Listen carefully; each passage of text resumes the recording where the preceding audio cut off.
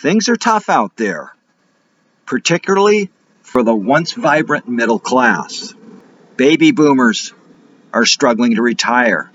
Generation X and Y are slaving away trying to keep their heads above water. And millennials can't find work, nor buy a house, nor start a family. Would this be a good time to thank the self-serving establishment elite who do not focus on the betterment of the country? Do they not understand rudimentary cause and effect principles? These pinstriped agents of mayhem have evoked homelessness, yet have basically made it illegal to be homeless. Think about it.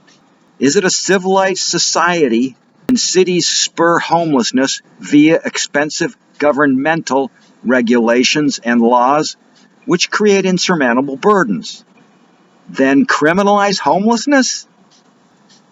A real nation protects its vulnerable citizens from predators. My recommendation? Get roommates.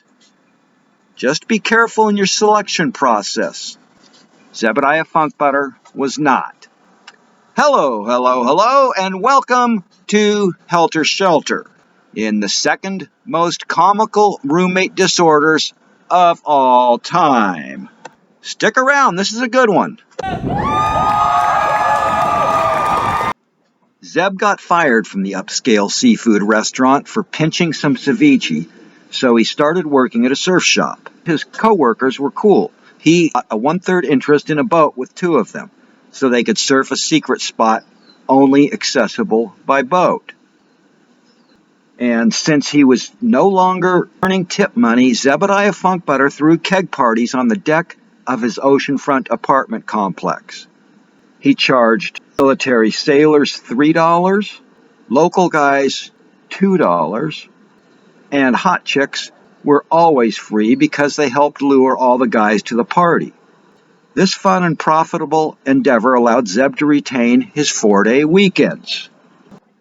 He once again did the grueling carnival gig at the county fair, earning $1,508. But at least he met a fellow carny named Robin Marks. Zeb never did get to know her real name, but boy was she prosperous at robbing Marks. They could ride any of the rides for free, hitting it off on the Sky Wheel. This double Ferris wheel may have been the most romantic ride on the lot due to its height for sunset viewing over the Pacific Ocean. Here is Zeb's successful pickup line while atop the ride's apex. I got this magic watch. It's telling me you don't have any panties on. Robin says, yes I do. Zeb, tapping his watch. Oh, it must be an hour too fast. For managing the 8 units for 2 years with 0 vacancies, Zeb was rewarded by getting fired. The building changed ownership and the new landlord was greedier than a bisexual. Just pick one so there's more for the rest of us. Zeb's share of the rent actually went down $3.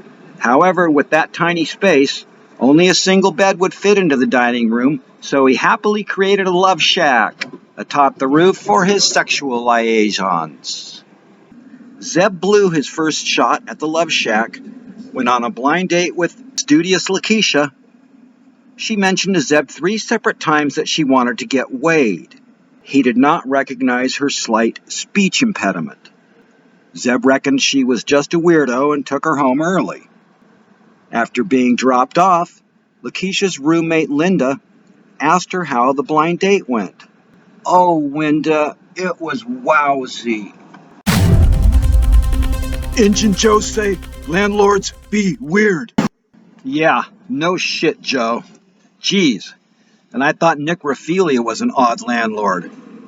This new proprietor, named Rudy Nuff, was a socially awkward bisexual who always wore an ascot when streaming Star Trek.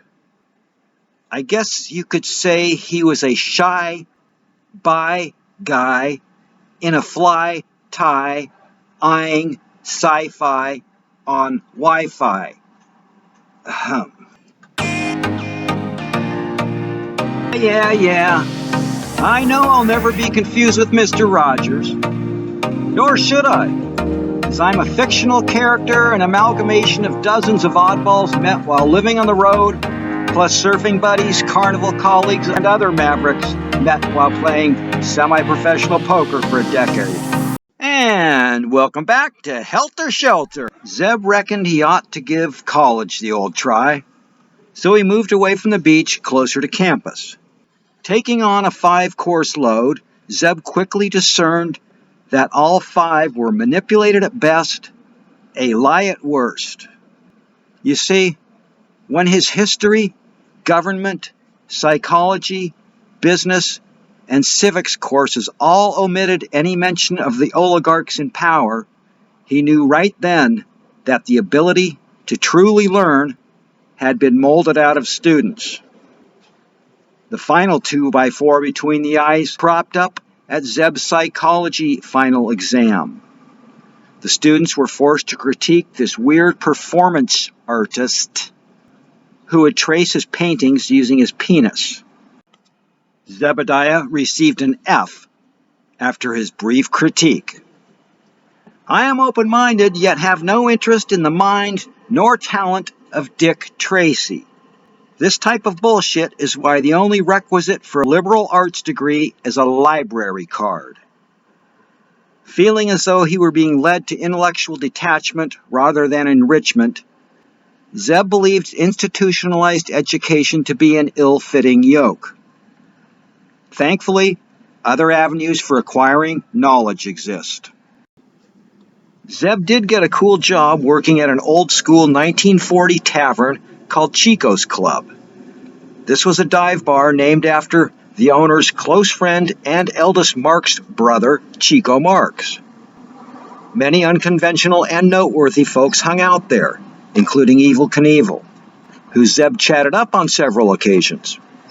He learned about Evel's early life in Montana as an elk hunting guide before getting popped for poaching in Yellowstone National Park, and how he entered the Guinness Book of World Records by breaking 433 bones over his career. Zeb also met his longtime bodyguard, Boots Curtis, while gleaning little-known trivia. Actor, producer, director John Derrick produced the filming of Evel Knievel's Caesar's Palace jump, which catapulted his stardom due to the resulting crash, which Linda Evans filmed. Oh, and the dive bar, Zeb did all right with the women. Even though the gal he met at Chico's was fun, paying the $465 a month room rental fee set Zeb back financially, so he worked 7 different carnival locations, in order to pad the bank account. He also got booted from his disturbing abode when his creepy roommate bragged that he had finally found a gal who wouldn't play hard to get. So Zeb filled his blow-up doll with helium. Although it may not sound like it, because Zeb is going to rant some more, immediately moving back to the beach where he belongs put Zebidiah Funkbutter in a much more uplifting mood. Bearing in mind people's propensity to rationalize failure, Zeb is as blunt as they come. I'm not in the business of denying myself the simple pleasure of saying true things. Look, those who are curious will pursue information, and those who are not won't.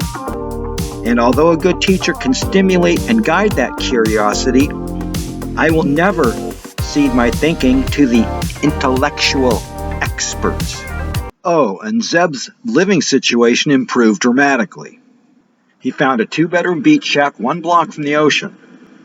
It truly became the battle of the wits. Nit versus dim versus half, as Zeb reunited with his dim-witted friend Timmy Dial and his chain-smoking gal, Nika Tina, who, closest she ever got to a 4.0, was on a breathalyzer test. But it also had 5 parking spots. Zeb rented out 3 of them for $45 each, equaling a $135 month rent reduction. Plus, Timmy and Tina took the bigger bedroom, paying a combined $330. This win-win contrivance reduced Zeb's monthly rent to a mere $120 and was now 100% out of his funk.